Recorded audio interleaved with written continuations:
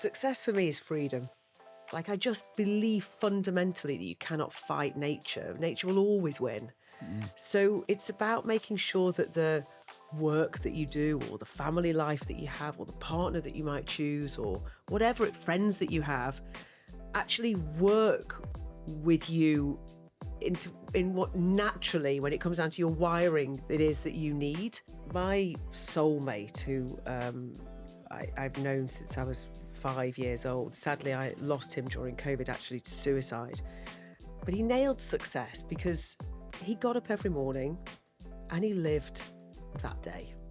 He'd understood the magic. You know, this is what philosophers have been writing about for centuries, about actually it's not about all of this other stuff that you've just talked about that dictionary definition. That's all absolute nonsense. Success is breathing in your day, feeling every moment of your day and being present. I remember the first time I felt with no adrenaline in my system. It took 6 months. It was one of the most beautiful days of my life. I had no plan. I had nothing to achieve. I had nothing to do that day. And I existed wholly and utterly in this day. What I do know is that taking them out and going travelling with them, without a shadow of a doubt, is the single best decision of my life. You could imagine there's uproar. It was like the most read story on the global Daily Mail for just over 24 hours. I really don't believe in a career path at all. I believe in a life path. Hats off to anybody that's an entrepreneur if they don't have the why, because it is so tough. It can be very dark and very, very difficult and very, very lonely. And if you don't have the why, how the hell do you get yourself out of that hole? Richard, my best mate, the one who's not with us anymore, he wasn't striving for fulfillment. He just lived every day. When you're present in a moment and you take it in and you breathe, you're not striving for fulfillment, not thinking about anything. You're just there and you just exist. And that has to be the ultimate. That's the nirvana, right? Go and polish your basil leaves. That's what I always say. The secret, really, to success is...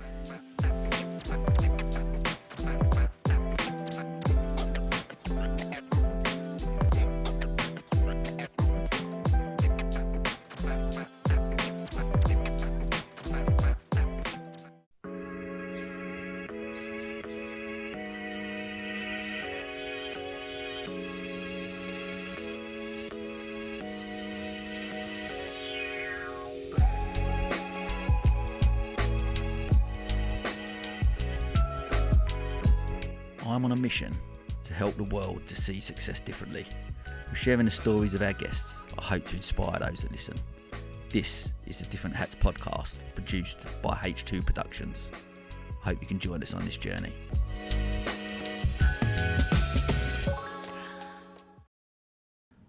Okay, I just wanted to say something about one of our sponsors, Preston Insurance Brokers. Insurance is all about peace of mind, making sure that you're protected no matter what. There's no such thing as one size fits all, which is why Preston Insurance Brokers take the time to understand your business, how it works, and how all the pieces fit together. Because they understand your needs and whatever risks your business faces, they can offer you bespoke insurance cover to help your business grow with confidence. Always safe in the knowledge that should the worst ever happen, they'll be here to help you weather the storm. Protecting businesses for over a decade, Preston Insurance Brokers will ensure that you're always in safe hands. Noel and the team have been looking after all my business insurance for many years and offer a truly fantastic personal service. To find out more, contact the team at www.prestoninsurancebrokers.co.uk. Your business, your insurance. Okay, back to the podcast. Okay, welcome to another episode of the podcast. Here I am. I'm delighted and honoured, actually, to be welcomed by the amazing Sarah Willingham. How are you, Sarah? Oh, I'm great. Thank you so much for having me. What a great setup you've got here. This is fantastic. It's amazing. The incredible Brown Bear Studios. I mean, yeah, I'm delighted to be here. And we first met. I heard you talk at the Acumen Business Convention. Yeah. And I think and for everyone who was in the room was just blown away by the conversation, and you're just so inspiring. It showed by the queue of people you had afterwards, me being one of them coming up. So I couldn't just have a chat because it was an amazing conversation, and what you shared and just really inspiring. Your whole journey has been incredible. So I was so excited to have you on. I know even on that day, and you said, and true to your word, here you are. You said I'd love to come on, and here you are. So thank you. Oh, it's a pleasure. Thank you very much. And we're gonna, as always, we're gonna start off with the essence of the podcast, and the big question is we'll go straight in with the success. How do you define it? What does it mean to you? Success for me is freedom, without a doubt. It's that I get very claustrophobic in my own life. And get very claustrophobic when I feel constrained in everything. This can be from a relationship to a business setup to whatever it is. Even just owning a property sometimes can make me feel not free. And freedom for me is the ability to meander. And I mean that bigger than just wandering. I mean, you should see me take a walk in Stanmer Park, right? Like, I'll go for a walk every Sunday. I'll go 3 or 4 hours across the Downs, never take the same trail. Like, I start walking and I think, oh, that's an interesting trail. And I'll go left and I'll go right and I'll go left. I'll just wander. And that feeling that gives me, that freedom, and to have that in my own life, that to me is success.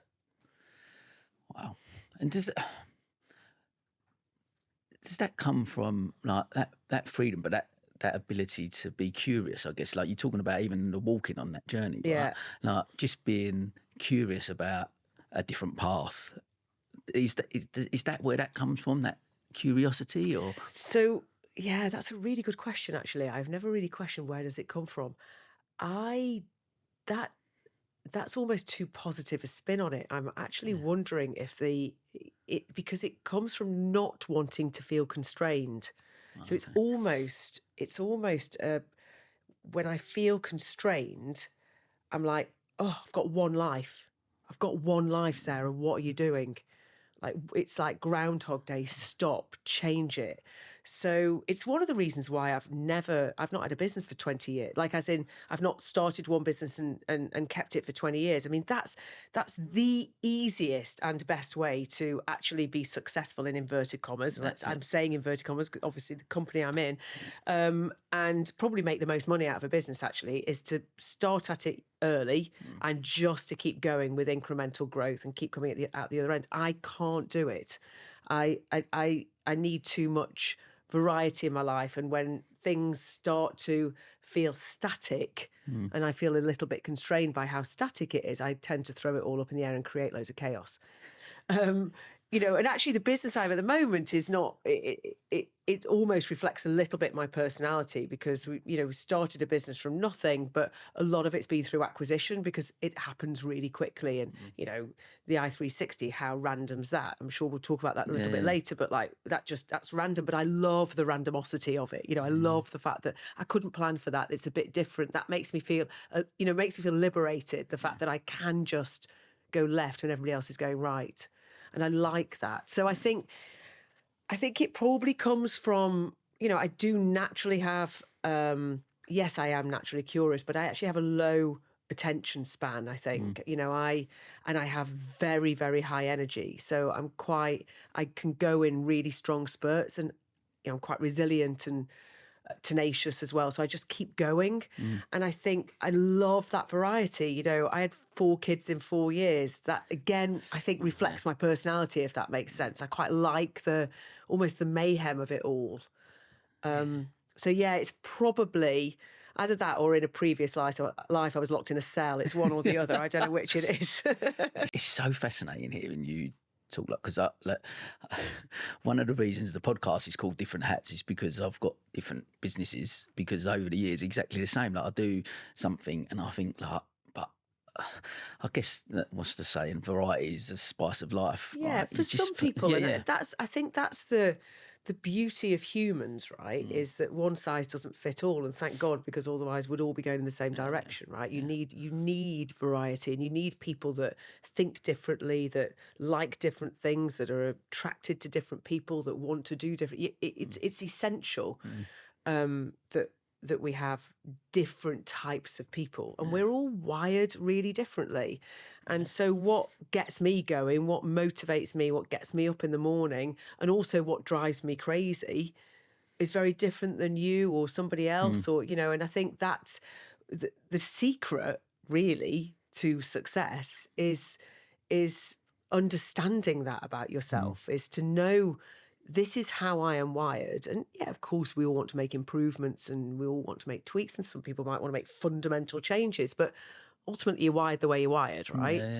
And then making sure that whatever you do in life and the paths that you take, don't fight that. Like, I just believe fundamentally that you cannot fight nature. Nature will always win. So it's about making sure that the work that you do, or the family life that you have, or the partner that you might choose, or whatever friends that you have, actually work with you in what naturally, when it comes down to your wiring, it is that you need. So, I mean, sometimes I think a lot of people would look at the way I have my life, where I have lots and lots of different things, like lots of different hats. I do lots of different things. It's really fun. I have lots of kids, travel a lot, and it is like they would go, what? I mean, I couldn't do that for a week. What, I'd hate it, but I love it. And that's what's really important, right? Is, so I think, when it does come to defining success, and you will know this more than anybody because you've done 130 podcasts and you've asked lots of people the same question: what is success? And all their answers are going to be different, right? That you're absolutely right, and that's what's been so fascinating, right? Well, I guess one of my big thing around trying to, why do I want to reframe it, and because actually, if you talk about success, well, the dictionary definition of success is still the attainment of fame, wealth, and social status. Is it? Yeah. Is that the dictionary definition? Yeah. I did not know that. Wow. And that, oh my God, that's not success at all. I'm starting a campaign to change that. Absolutely. Because I think that there's the ultimate narrative around why that can be quite damaging is that, I mean, I do a lot of work in the men's mental health space. So you go like suicide's the biggest killer in men under 50, and actually 60% of those suicides, which is 84 men a week in the UK, that 60% of those are finance or economic related. Wow, so on one hand, we're saying success is this, and people are feeling like they don't measure up to that, and then killing them. So you go. Also, how many people who have fame and wealth do you know that don't feel successful and aren't happy? Like, that's just not. It's just, that's fundamentally incorrect. Yeah, I completely agree, and this is the thing. This is what's been so fascinating about. And I've spoke to super financially successful people like yourself, and people who Olympic champions, World Cup winners, but the various different people have achieved what society would deem as ultimate success. And yet, some people have talked about depression and talked about getting to the top of that and realising that there was no fulfilment there because they've chased something that they believed was going to be success. And I think we can reframe it slightly. And like you said, I think the key is that it's different for everyone, as you mentioned. And my soulmate, who I've known since I was 5 years old. Sadly, I lost him during COVID, actually, to suicide. And he was my everything, my closest, most incredible human. He lived with us and for many, many years, and was godfather to all my children, guardian actually, etc., etc. But anyway, he had nailed success. I mean, ironically, he ended up taking his life, but he actually just got very ill, and that was why it was rather than a depression, if you know what I mean, rather than financial or whatever. And he nailed success, and a lot of people never really got it. But he nailed success because he got up every morning and he lived that day, and then he went to sleep, and he did the same the following morning and again and again. And he was so present in his life. And every day almost just started fresh. And I used to laugh and phone him up saying, what are you doing now? Polishing your basil leaves, getting your toothbrush out on your front doorstep, and literally a lot of people would look at his life and think, well, it's actually quite small. What's he really doing? He's not sort of progressing, not making huge change. No, he's got it. He'd understood the magic. This is what philosophers have been writing about for centuries, about actually it's not about all of this other stuff that you've just talked about that dictionary definition. That's all absolute nonsense. Success is breathing in your day, feeling every moment of your day and being present whether you walk through the forest and you hear a woodpecker and you stop and you take it in, or you watch a butterfly, or you help somebody across the road, or you phone your mom, or it's in the small emotional moments of a day. And he absolutely nailed it. And that that almost angers me that's the definition of success, because it's just that's bollocks. It is not. Success is your ability to feel the emotions as you go through the day. That was, he absolutely nailed that. And for me, freedom ties into that. So when I feel that my life, and by the way, it's my life, I've set this up, I've created this whirlwind. It's a constant narrative in my head. Every time I'm like, oh my God, I've got too much. I'm like, well, Sarah, your whirlwind, either learn to dance in it or move on. And every day when I think about like my definition of success is the ability to meander through a day in the way that he always did every single day. And it is not having so much around me that constrains me and conspires to fill my diary with meetings or whatever it might be, that actually allows me to be free.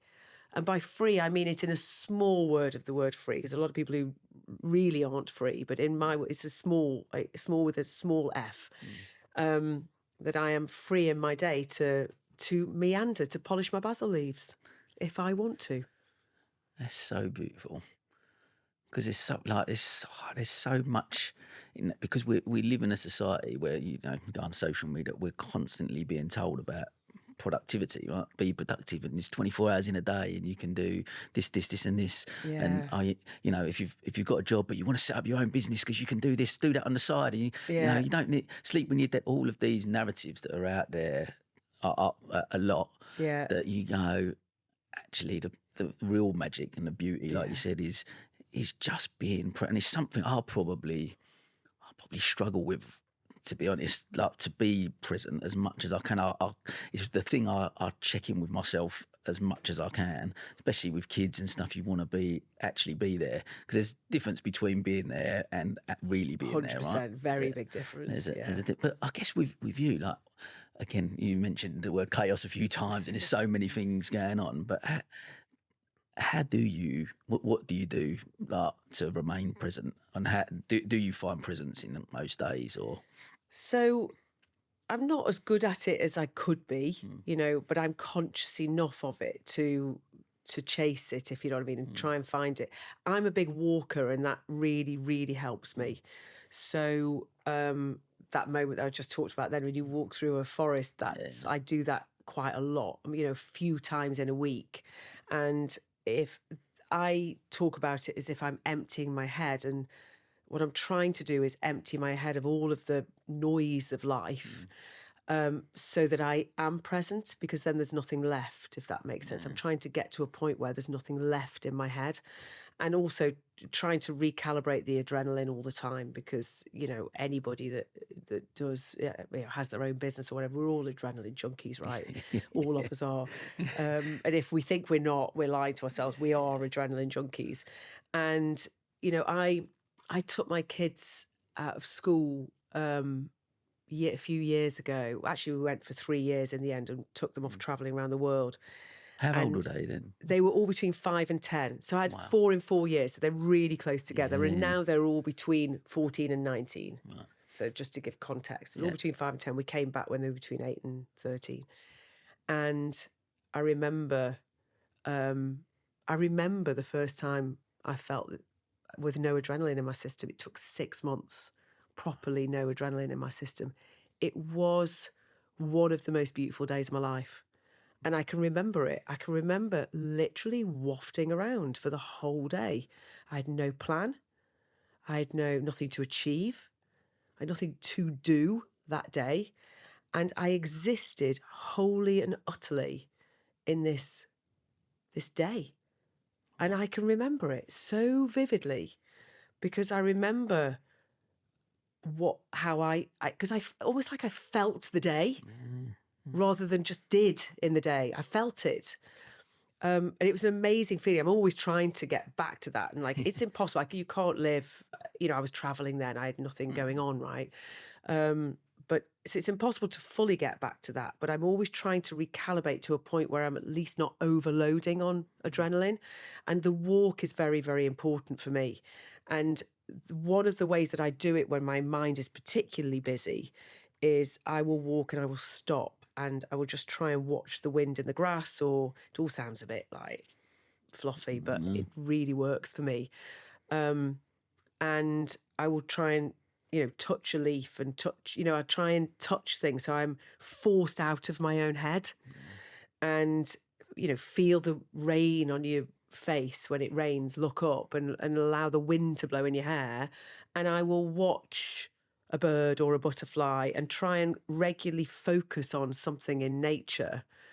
And if I'm really bad, like if I've really got to the point where actually that regular recalibration hasn't worked, and it's kind of like a graph, isn't it? It's like it's a scale, it's a balance. And I've got too much adrenaline and I'm too far in the other direction. And actually my walks aren't really working. I'm like back to my head being a nightmare afterwards. Then I will go to the mountains for 2 or 3 days. That's my happy place. Oh, yeah. And I will just hike.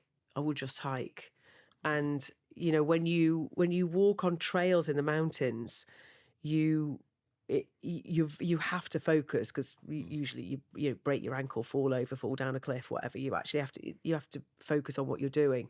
And that again really, really helps me to recalibrate because it helps me to empty my head. And I'm just a better human for it. I'm just a better version of myself. It's such an important lesson, I think, to people listening, because I'm similar. My thing's the sea. Like, I swim in the sea all year round, and living where we do, cold water stuff. I'm really into bestie. I feel like my brain is so busy all the time. Yeah. I really struggle to meditate. Do you meditate? No, I don't. My husband meditates, and I'm also not a sea person, weirdly, because I live in Brighton. Yeah. But hiking is my meditation. It's basically it does the same job. And and that's the interesting point. Like for me, the same. Like I've sat there, tried to, sound baths and things like that, and tried to sit there and meditate, and my brain will just wander. But I get in the sea, and I have to just. You have to concentrate on breathing, right? Otherwise, I'm going to die. So I'm swimming. I think that's what's important. Is back to what we were just saying about we're all different. You've got to find your thing. Yeah. Like I've tried all the cold water stuff. It just isn't for me. It really isn't. Whereas I get so much more out of being in green and in nature. But that's not for everybody. I like to move. That helps me as my feet just go one in front of the other. I just like moving. Yeah. And I go to the gym a lot and et cetera, et cetera. I used to trail run. I used to do a lot of running on the trails, never ever on concrete, but trails. And my knees are a mess now, but so now it's all walking. But you've got to find your thing. And I think a lot of people, and actually I think quite often men keep going because they think that's what we've got to do. They think that's what you've got to do. And it is actually okay to go, I need this weekend off. I've had enough, and I'm going to go and do whatever it might be. And some people it might be go to a spa, or some people it might be swim in the sea. It might be do nothing. It might be read a book. It might be listen to music. Whatever it might be, mine just happens to be walking. I think it's just one thing on what you said is just it's it's getting to a point where it's not about doing. It's just about being. Totally. And we tend to, again, because of narratives out there and other stuff, how many times do we just sit there and go, it's okay to just do nothing? I'm not going to do anything.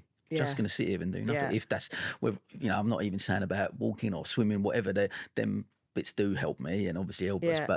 but it's actually just sitting there and going, I'm okay just to do nothing. I find it really difficult to do that sometimes, but just to be, I think if we can just get more of that in our lives, it doesn't have to be a long period or whatever, but just to sit there and just be in the moment. Because actually now, one of the things that I've mentioned a few times about being now, because now is all there is, right? Just be in that moment, because now is all there is. And when we were speaking just offline beforehand, this forces me to do that, and that's probably why I love it so much. Yeah. Like the podcast forces you to be in that moment. I think there's something special about that. I think the universe conspires to make us busy, right? It needs us to, like, we need to fill our life. I mean, I think that's the thing, is the universe, governments, everything, they need us to be busy, because otherwise it'd be anarchy, right? So we are set up to fill our time in every way that we possibly can. And it makes it very difficult, actually, to take that moment. I used to diarise it. I used to actually block in my Outlook diary nothing. I used to block nothing, because I found it very difficult to do nothing when I thought, maybe I'd think, oh right, so Friday afternoon I'll do nothing. By the time it gets to Friday afternoon, I'm doing something. So you start to just fill it, and meetings might creep in, or a plan, or whatever it might be. Stuff creeps into the diary. But I found that if I block that time, because you would for a meeting, wouldn't you? Exactly, you other would. stuff, yeah. And I think when I get too busy and feel a little bit out of control, that's what I start to do again. I actually start to diarise nothing. It's such a good lesson to learn, yeah. There's one thing I wanted to touch on that you mentioned about with the kids and taking that period of time out of school. One of the big things I'm doing at the moment is I've developed a program to help with mental health in workplaces. But the main thing, I think, and I believe these conversations, I believe the stuff I'm doing, and the You're Right Mate campaign, everything to try and help mental health, I do believe that can have an impact. But I think the real change comes from kids and teaching that next generation around reframing success with the education. I've spoken really openly about my feelings on the education system, and I think the curriculum's a bit broken and we need to change it. But very much so. Don't get off. That's another 3-hour podcast. Don't get me going on that. But anyway, go on. But but this, I'd love to, because I think that's fascinating that you took that decision to take them out, and what a brilliant thing. But it was one of the things I wanted to chat to just about, because I really believe the real change can happen if we go back into the education and actually teach more around emotional literacy. Right? I've got twins, so 2 girls, 10 years old, and one of them's like my wife, who's really academic, and she fits in. She's probably one of the 30% that fit into that system. Yeah. The other one's more like me, so not academic, and more creative. But the message she's getting from school right now is that she's a bit behind. Yeah. And I'm like, behind what? Exactly, behind what? It just infuriates. And one of the things I'm doing, I've developed a program to go into schools and to teach emotional literacy based on this thing. But I'm really keen. What was the decision to take the kids out? At that point, where was you, and what led you to that decision? So it goes back a bit. So firstly, my dad never let me have a gap year, and it always sat with me. Like, I'm a natural wanderer. And, if it was down to me and I didn't have children, I'd have no fixed abode and would just move from place to place and just go, yeah, this is nice, let's stay here for 6 to 12 months. Oh, this is nice, let's stay. I would just keep moving. But I do have 4 kids, and therefore I am responsible. And there is a tipping point at which all the stuff that I want for them, all the stuff that I want, and it's important that I teach them that, a lot of my values, also they want to make friends and keep them. My best mates, including the friend that I talked about earlier that I lost, I met at primary school. And my soulmates are all from primary school. There's not a day that goes by that we don't communicate in some way, whether it's not so much phone calls, I guess, nowadays, but always on WhatsApp, sending messages to each other. We meet up regularly. These people are really important to me. So there is a tipping point for sure, and there is a balance. And who knows whether or not I got it right taking them out for 3 years, or could I have taken them out for 5, or should I have only taken them out for 1? Who knows? What I do know is that taking them out and going traveling with them, without a shadow of a doubt, is the single best decision of my life and the best thing I've ever done, not just for me, but for them, without a shadow of a doubt. And, we went during a period when they were between 5 and 10. And we met lots of families, and I think it's easy to think, oh, it's all right, you will have had loads of money, so you could afford to do it. Actually, a lot of people that I've met do it, leave their house, put their house up for rent.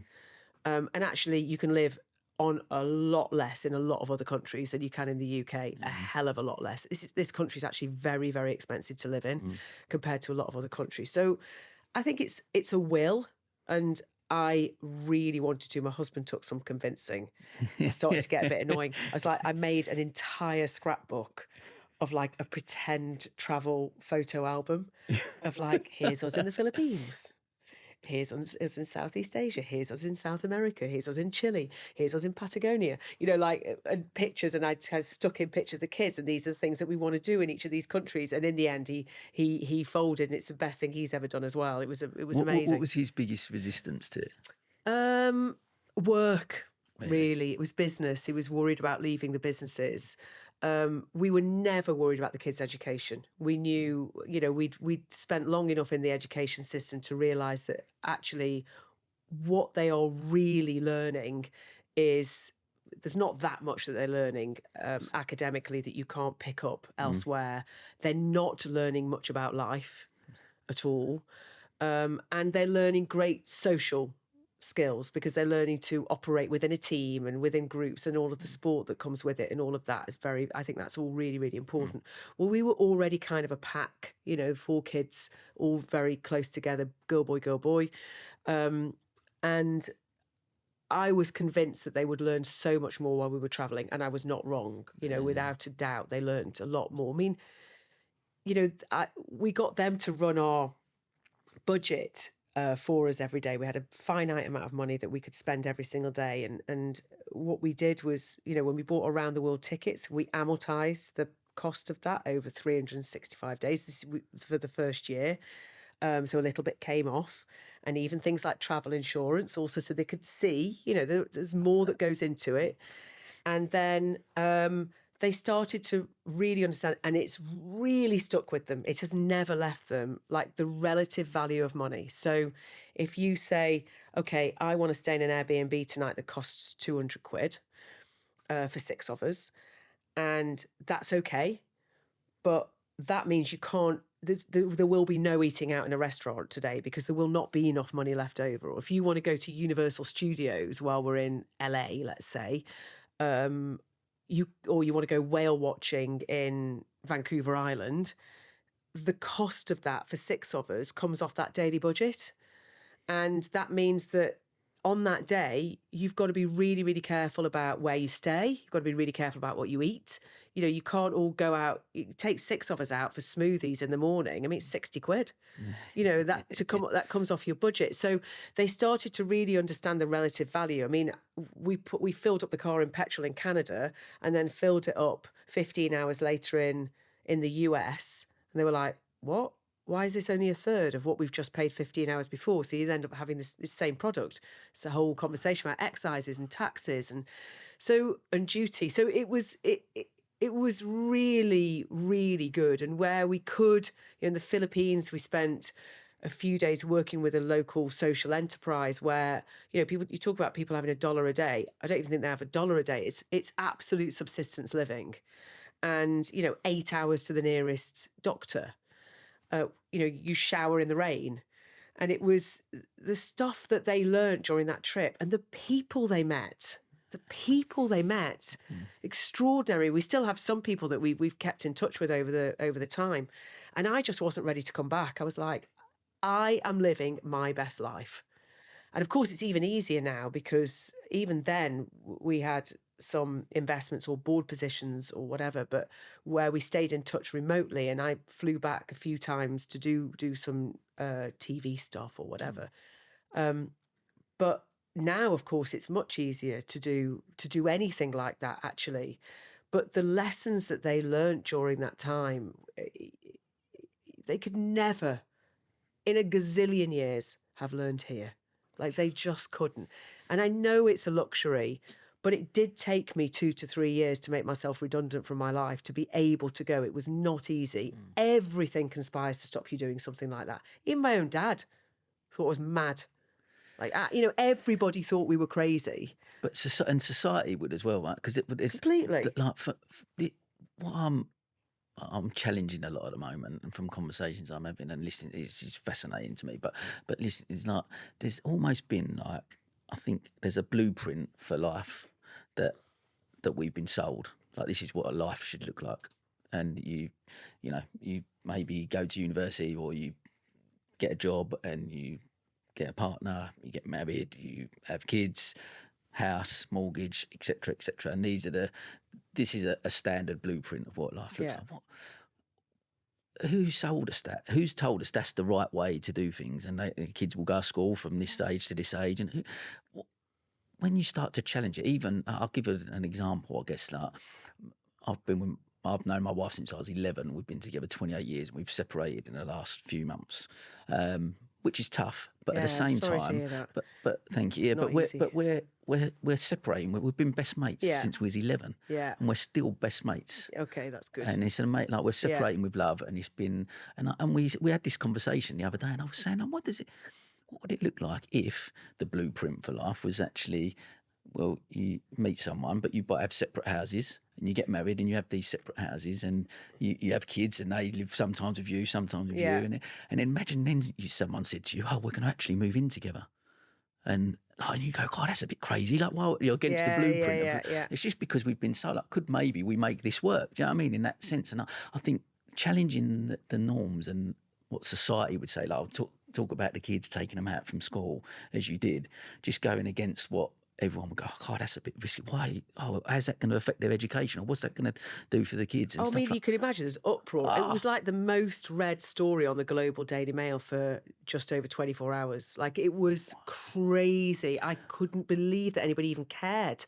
Honestly, I couldn't believe that anybody even cared. It was talked about on every single sofa, in the morning TV. Like, it became a whole thing. But I was because like, why people were saying that the kids would be affected by absolutely, that was the negative. It was a selfish act because of how would it impact their education, blah blah blah blah blah. I mean, I couldn't give a monkeys, but it's a good question. Like, who dictates that, right? And there has to be a level of order in the world. Because, as we said before, there would be anarchy if there wasn't, right? So there's kind of like a normal distribution curve of life, isn't there? And, you want the majority of people to fall into the sort of big peak in the middle, because otherwise there would be anarchy. It would be mayhem. Yeah. But it's okay if you choose to be an outlier. Like, you can choose to be an outlier. Nothing stops you doing that. It won't be easy. And a lot of people think you're crazy.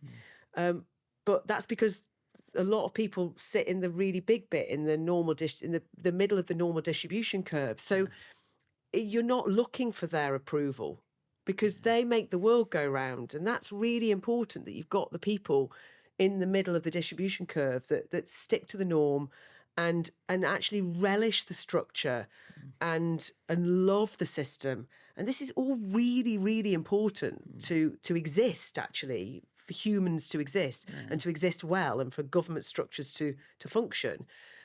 But it's okay to choose to be an outlier as well. That's okay. I love that.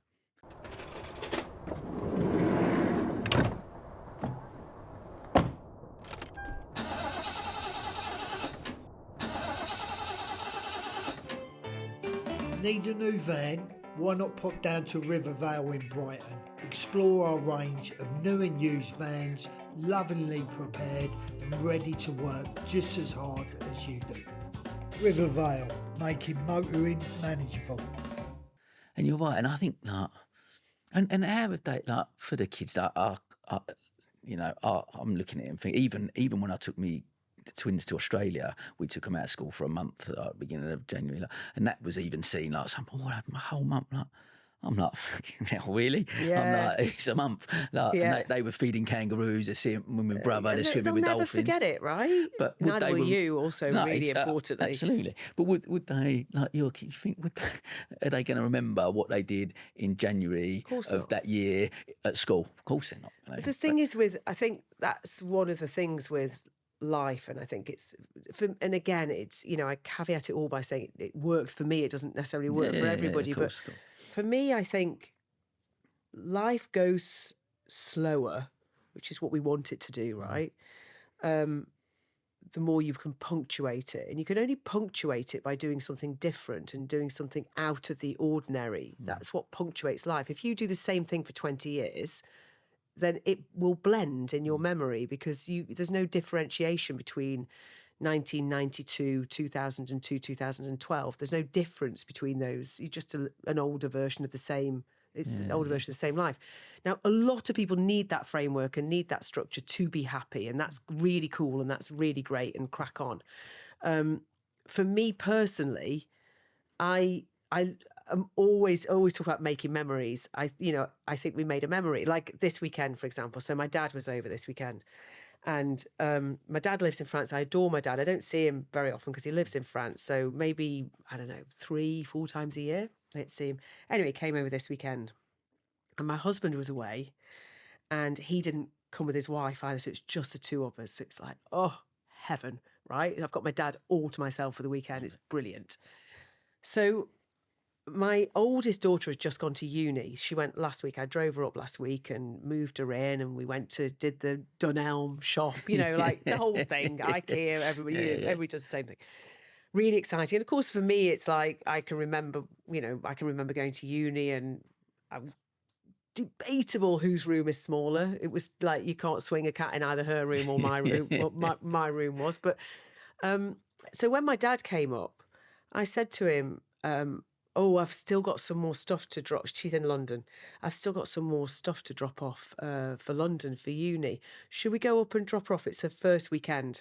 Now, really, I didn't really have much stuff to drop off. But what I knew, if I took my dad up for Minnie's first weekend at uni and effectively moved her in, and he saw her room for the first time, we took her out for Sunday lunch, I knew I was going to create a core memory. Something that would never leave me, and something that would never leave him, and something that would never leave her. And we drove up, took ages. Traffic was horrendous, always is. Dad was chuntering a bit. And he was so emotional.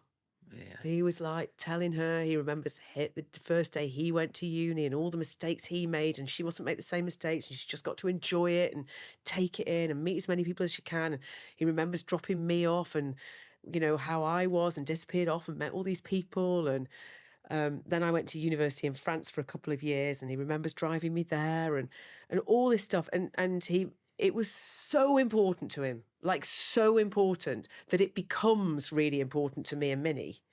And we create a memory because we punctuated life. We did something different that day. And we always talk about it with the kids. We talk about memories and then core memories. Core memories, it's a bit like, what's the cartoon? It's it's like when the kids that are all they teenagers and they're kids and they're all in the Pixar movie. Can't remember what it's called.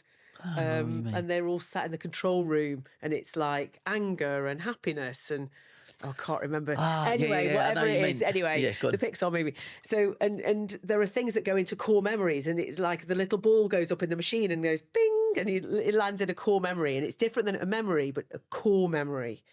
And I always talk to the kids about it, and we always say, "Oh, that was a core memory. Yeah, I've got a core memory from there." And we created a core memory this weekend, without a doubt, a core memory for me, for Minnie, and for my dad. For that period, like, how many core memories did you make on that trip for 3 years, travelling around? Like, must just be like stuff that will last with them from a lifetime, and also then them coming back. I'm really interested as well, like them coming back and then going back into school life. How did what was that transition like for them at that period? And So, firstly, we did create a lot of core memories, and actually, time stood still for a while, and that was really beautiful. I feel like I was able to bottle a period of time when they were that age that I certainly wouldn't have been able to do if I'd have just continued to do the same thing, because I got so many memories. I can bottle them at that age. I know what it felt like, what and it for looked you like, to what be we do. really present at that time as well. Do you know I mean, what as a mom, it's like it's everything. It's everything. It's the gift. I can't tell you how grateful I am for it. And they all transition differently. And again, I think this is everybody's different, right? And I really learnt that having 4 children. You know, there are certain value structures and certain personality traits that without a doubt has come through nurture.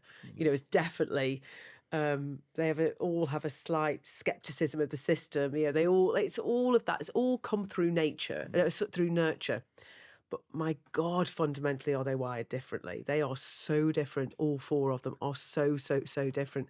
So as a result, the transition and also the age as well. So really the main reason why we came back, because Minnie, the oldest, was 13, and she just got to that stage in life that she wanted to make friends and keep them. You know, that was the one thing that during those 3 years, they might make a friend, then we'd move on.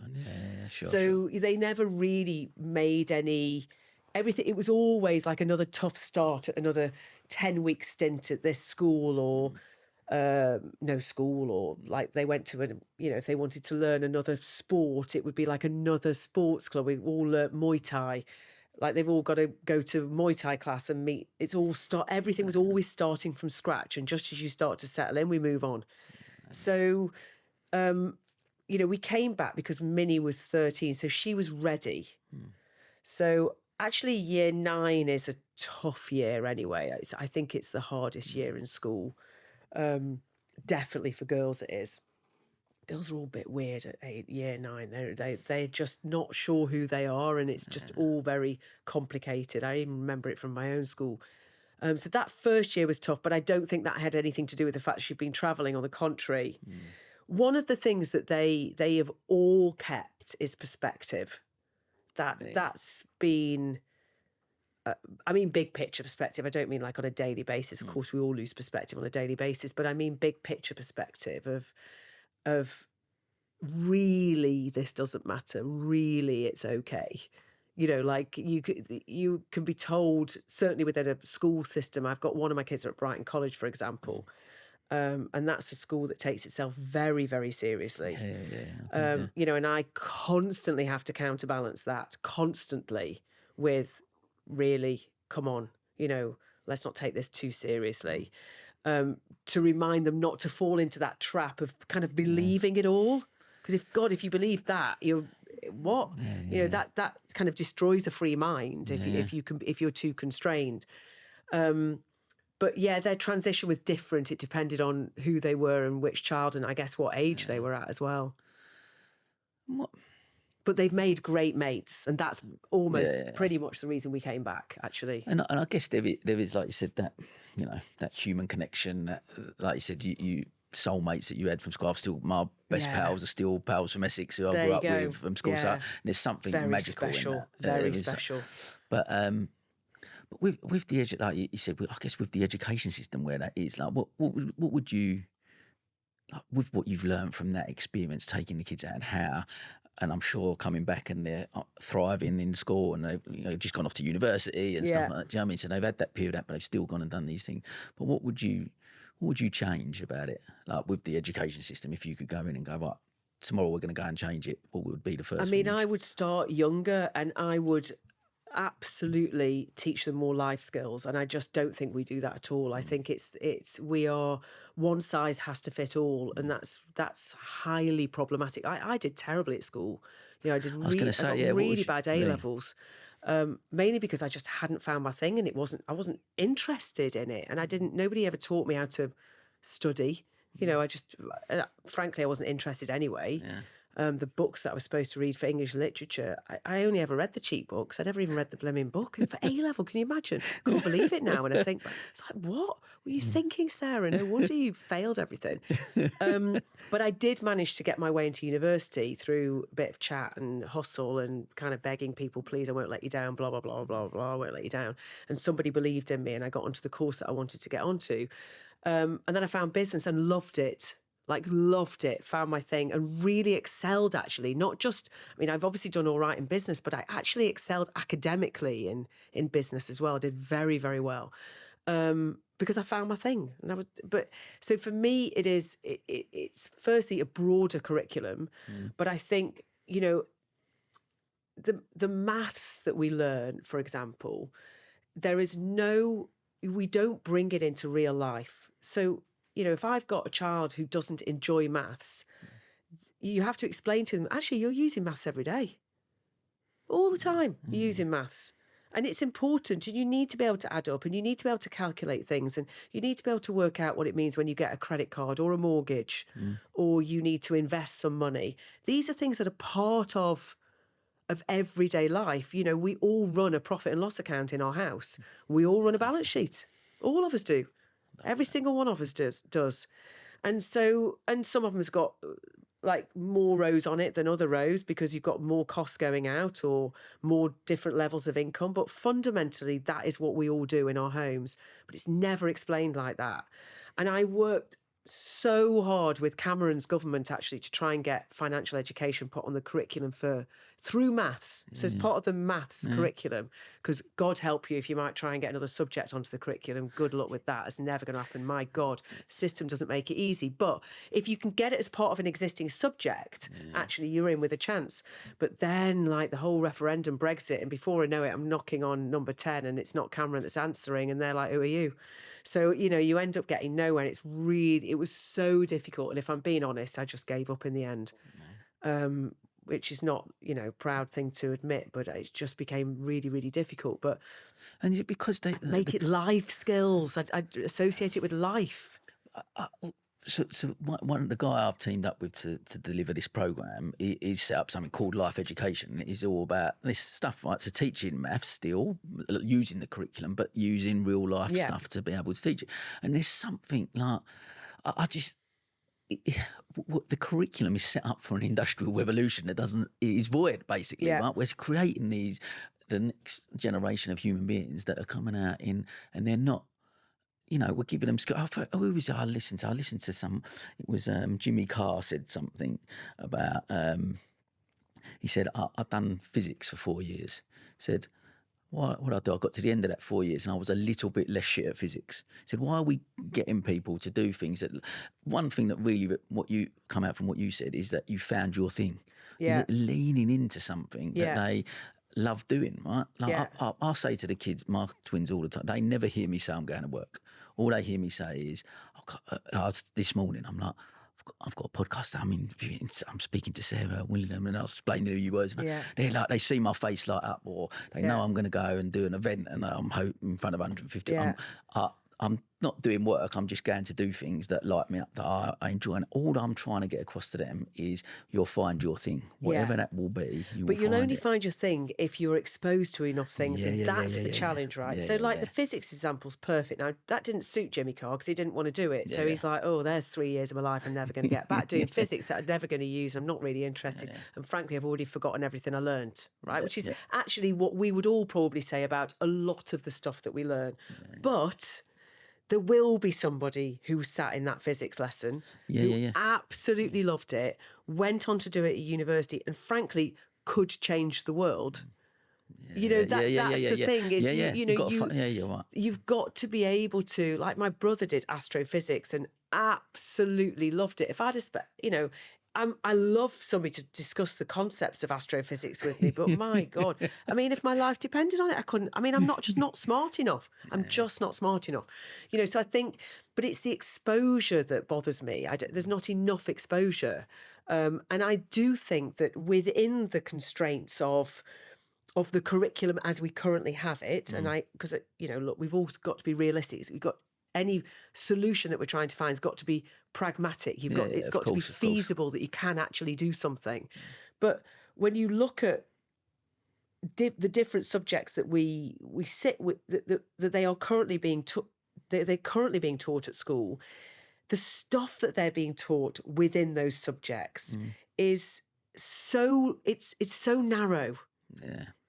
Actually, within each of these subjects, there are things that relate to life, and you will ignite a spark if you can get if you can expose them to, actually, this is why it's relatable. This is the context of what you're learning, but you never learn the context. And on top of that, it's not.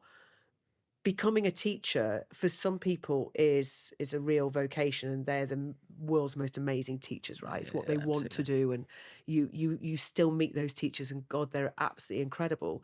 And for other people, you've got people who are teaching, just like you've got people who are doing all kinds of stuff that it's just not their passion, and unfortunately, they are responsible for teaching our kids.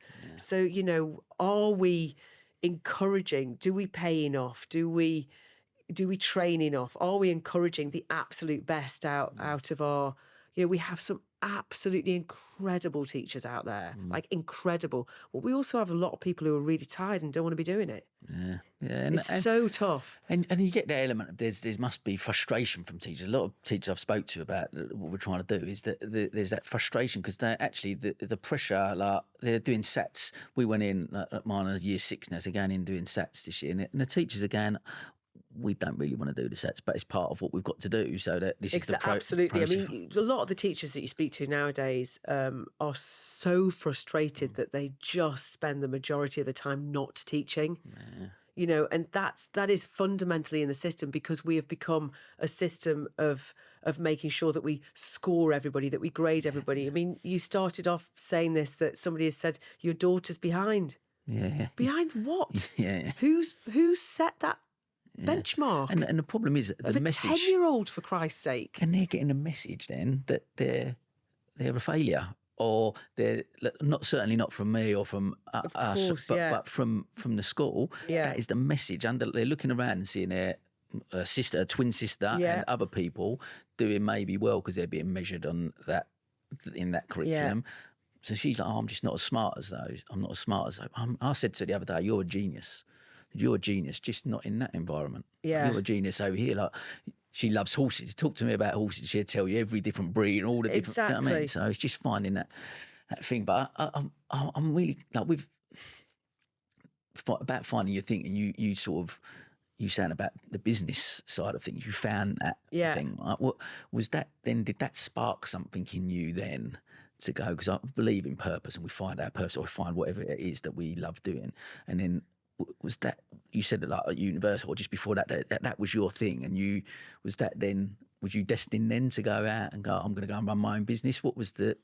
Not really, no, actually. I just, so I had no aspirations at all to run my own business or be an entrepreneur. Really? At all. I'd not grown up in that environment at home. My mum was the teacher. My dad worked at Wedgwood. But I found my environment. It was my thing. I love problem solving, right? I love solutions, finding solutions all the time. Everything, give me a problem and I love it. And it's absolutely the way that my brain is wired. So business is great because you're constantly trying to find solutions all the time. You're always problem solving. You're always trying to get to the next stage, always trying to grow. And in my 20s, I had great jobs. I really wanted to travel because my dad didn't let me have a gap year. So I found a job where I could travel and ended up opening restaurants all over the world for both Planet Hollywood and then Pizza Express. And it was I only decided to do it on my own, actually, when I got sort of towards my late 20s. And I always wanted to be a mum. It was the single most important thing to me, was to be a mum. And I hadn't yet met Michael, and didn't know if it was even going to be possible because you just don't know, and blah blah. But very lucky. But I just thought I have to set my life up that will allow me to have that level of freedom if I am able to have kids, and lots of them, hopefully. And so that was when I thought, no, I can't carry on living like this. I'm literally living out of a suitcase. I could be in 3 countries in 1 week, which in my 20s was bliss and loved it. But realised that if I wanted to have kids, my diary was entirely controlled by somebody else. And I realised that if I wanted to have children, I needed to take control of my diary. And actually ideally wanted to make a bit of cash as well, because I think that adds to giving you a bit more freedom if you can make a bit of money whilst you're doing it. And I guess in a way I was lucky that the thing that I found, which was business, often if you're good at it, you do make cash. Like it's a kind of byproduct. It's, in inverted commas, it's the success of a business often, unless it's a social enterprise, in which case you'd be judged on lots of other things. But and that was really what drove me. That was what made me say, no, I'm gonna start my own business, and I'm gonna do it myself. Was I needed to control my own diary, because I really, really wanted lots of children. Wow. And then I guess, like you said, to the driver was that lifestyle that you wanted to create, not the financial. My whole life, really. Every decision I've ever made has been about the lifestyle. I mean, even the first job I took when I was in my 20s was because I wanted to travel. That was it. Yeah. Like I just found a job where I was just traveling all the time. So every decision I've ever made actually has been because of my life. It's been something that I've wanted in my life. I've said many times before, I really don't believe in a career path at all.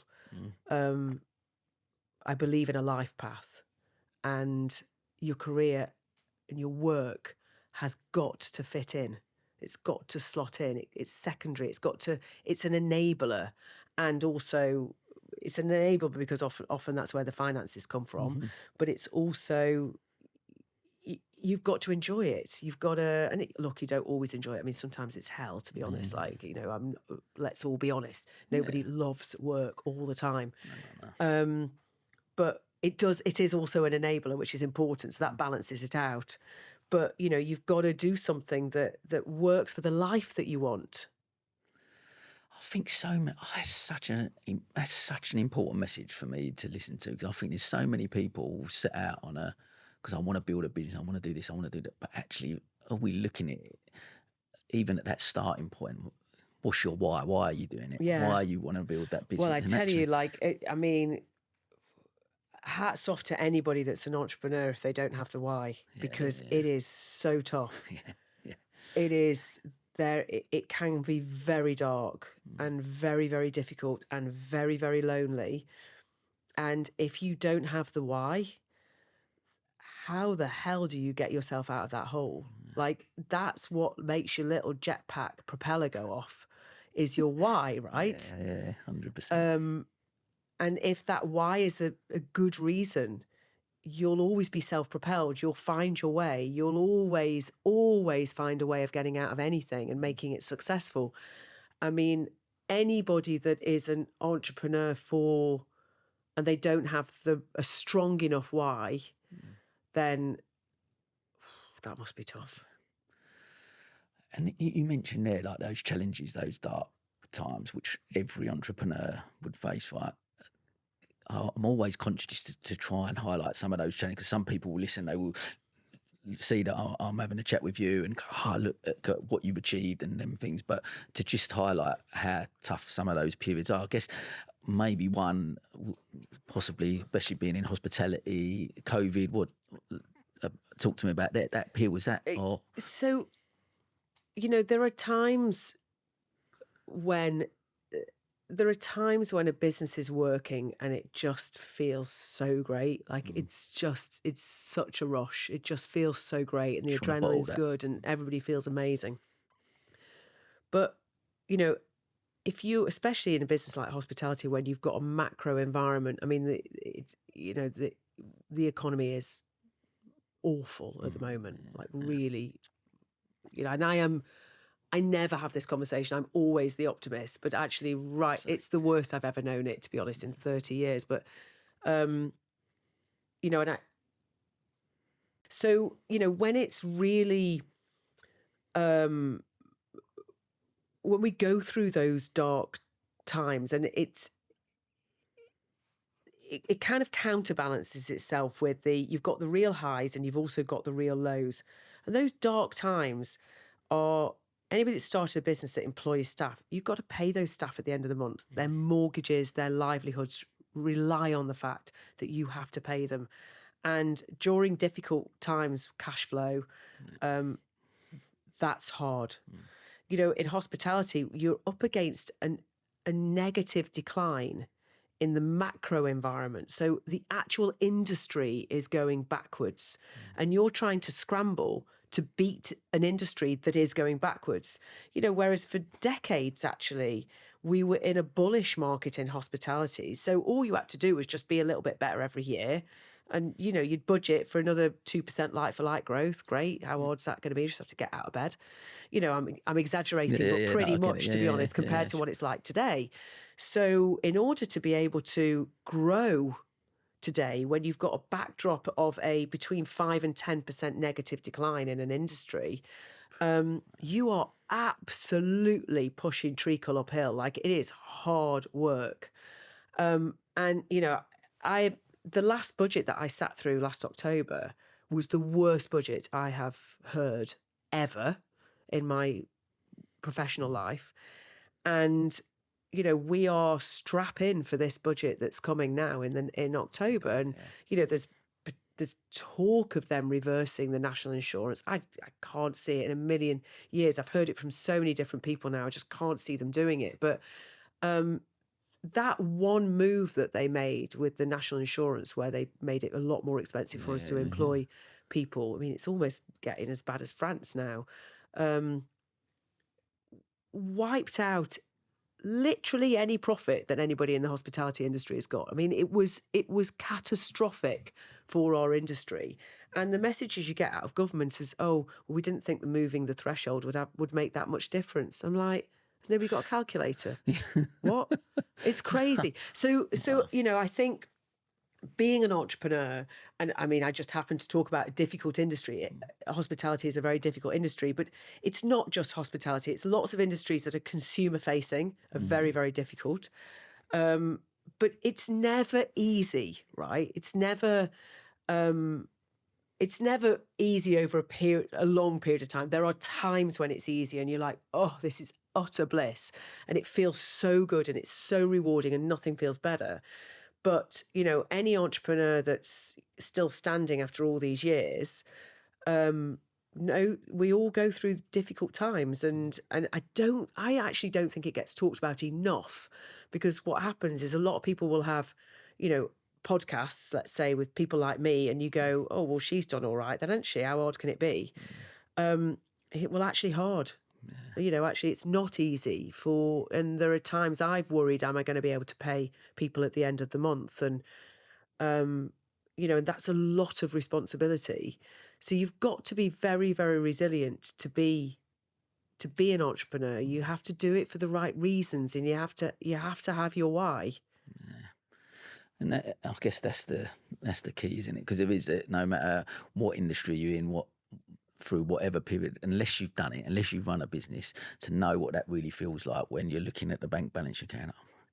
I'm waiting for that invoice to come in so I can pay those people over there, and you're robbing Peter to pay Paul, unless you've been in that. But it is that a couple of things, the resilience that you've got to have, but also, as you mentioned, I think that's probably the key for me, is the why am I doing this in the first place, and does it align with so much? I think is finding alignment with values. Like I've recognised a lot in my own life, like trying to go, what are my values as a person? I'm not just an entrepreneur or a podcaster or this or that.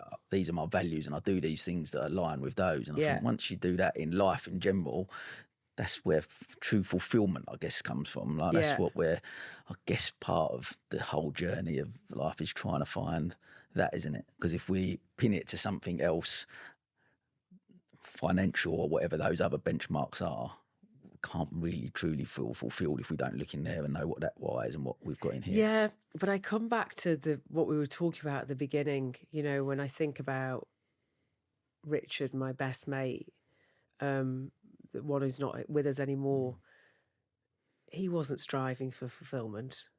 He just lived every day. And like, you know, I know he's at the opposite end of it's the opposite end of the scale, really. But when you're present in a moment and you take it in and you breathe, you're not striving for fulfillment, you're not thinking about anything. You're just there and you just exist. And that has to be the ultimate. That's the nirvana, right? Go and polish your basil leaves. That's what I always say. Can you? This is going to be the what I'm title going of to this do episode. afternoon? Yeah, this afternoon I'm going to go and polish my basil leaves. And what that means is I have nothing to do this afternoon. How great is that? Like, actually, you know, like in a world when it's very, very busy, but to be able to just be, you know, and just like, you're not looking for anything. You're not all this, oh, I'm trying to find my purpose. I'm trying to find fulfillment. I'm trying to find all that. No. Just be. And he was, and he did. You know, that's absolutely what he, and I am, because we were so close, I am very much the custodian of that. Like, I have to remind myself, like, he nailed it. He absolutely nailed it. And it's so, obviously so tragic that, you know, we lost him because he was very ill, but that just happens to people. It's like getting a terminal disease. But yeah, that's his legacy, right? That's beautiful.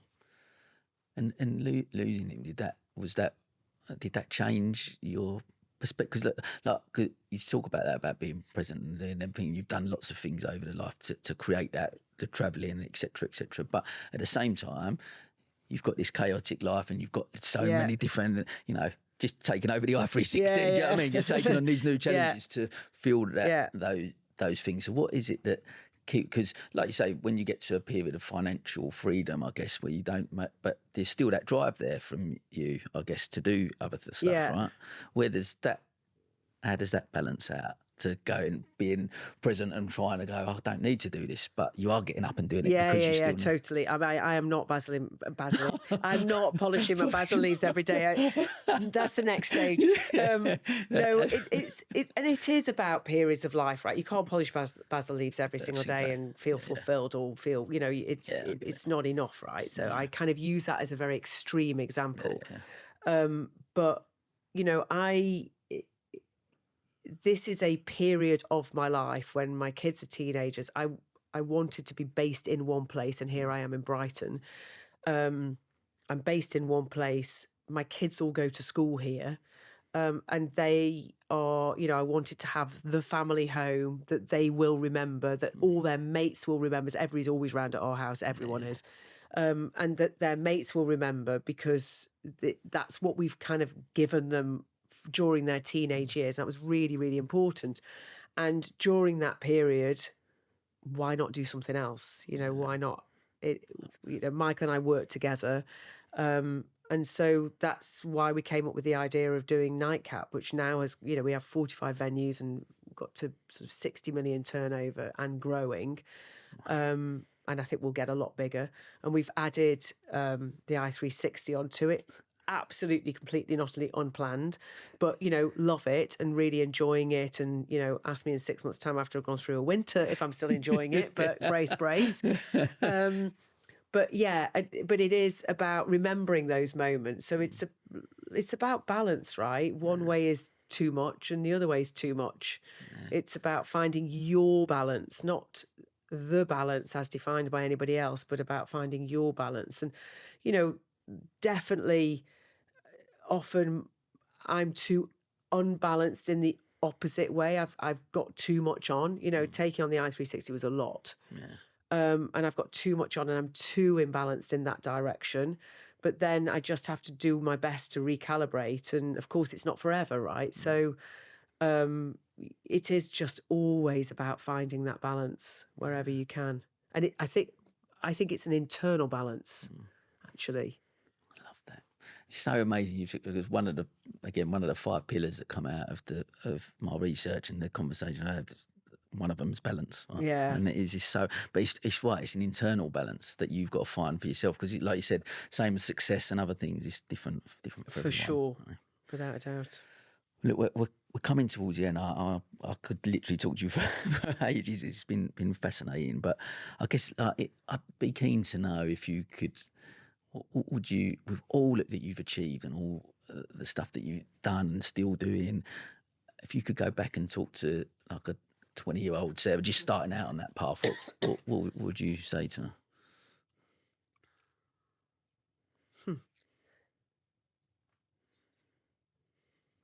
That's a really good question. I've been asked this before and I can't remember what my answer was. So it's probably going to be different than I said last time I was asked it. What would I say to my younger self? I'd definitely say you're not fat, because I thought I wasn't. But that's completely by the side and not very profound, which I suppose you're looking for something which is much more profound than you're not fat. Take that. We can take that. That's a good one. It's actually so funny. It's actually a funny thing, that is, because I'm really athletic, right? So I'm big. And for years and years and years, like when I was younger, it was not cool at all. And so all my friends were tiny. And then I was always just so much bigger than everybody else. And my mum's tiny as well. And so I grew up with a mum who used to go, "Oh, don't exercise, you look too masculine." I'm like, what? And of course now everybody wants muscles and a big bum. I'm finally in fashion. But yeah, so actually that genuinely is a thing that for years and years and years and years, I just thought I wasn't skinny enough basically for everybody else. But anyway, it didn't stop me doing anything. But what would I say? I mean, what would we all say to our younger selves? We'd probably tell ourselves to have more fun and not take it seriously, wouldn't we? I think more than anything, that's what we would say. And I think if that's what my dad was to say to his younger self, that's what he was telling Minnie at the weekend about university. He just said, just enjoy it. Just have fun. Just meet great people and just enjoy it, and don't take it all too seriously. Love that. There's a famous saying by because we spend so much time worrying about stuff, right? Worrying about the future, worrying about pieces, worrying about the past, all them things. I think it was Mark Twain said it. I'll probably get it wrong, but it's something along the lines of, "I'm an old man who spent the majority of my life worrying about things that didn't happen." Just remember them things. Just go to exactly that, right? Just enjoy it. Yeah. Have fun. Enjoy yourself. He also said one of my favourite sayings, which is, "You never regret the things that you did do. You only ever regret the things that you didn't. So just do it." Love that. Yeah. Amazing. Well, look, we've got a closing tradition on this podcast. Okay. So I'm just going to grab something quickly. So I will get you to one of our top table events soon. So I host something called In a Circle, our storytelling dinners. Okay. So I believe in, obviously, I'll host a podcast. I believe in storytelling. So these are our storytelling cards based on the 5 pillars. So I want you to choose a card, any card, and then pass it back to me, and I'll read you a question.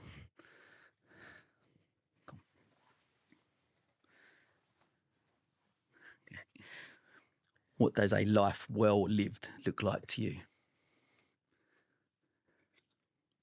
Where you leave more than you take. Brilliant. Sarah, thank you so much, honestly. I'm so grateful for your time, and it's just been such a wonderful conversation. And I wrote all them questions down. I didn't ask You didn't ask a single one of them. And I'm like, and I don't thank care, because it's you. been a beautiful conversation. I've loved it. You have a really beautiful aura. Like, you really do. You have such great energy. Like, you're very, very easy to talk to, and I can imagine you bring out the best in people. That's very kind, and well, look, I'm totally grateful. It's been amazing. Look, you never leave empty-handed on a Different Hats podcast. I get a cap. Thank you so hat. much. I would put on now. I don't even know if it'll fit over the top of my head, but I think it might be over the top of my big ponytail. But thank you very much for that. Amazing. Love it. Listen, thanks for your time. It's been amazing. Thank and I you. wish you every success with the Thank you I360 very much and for Nightcap having me. and all you do. Thank you. And that, as they say, is a wrap.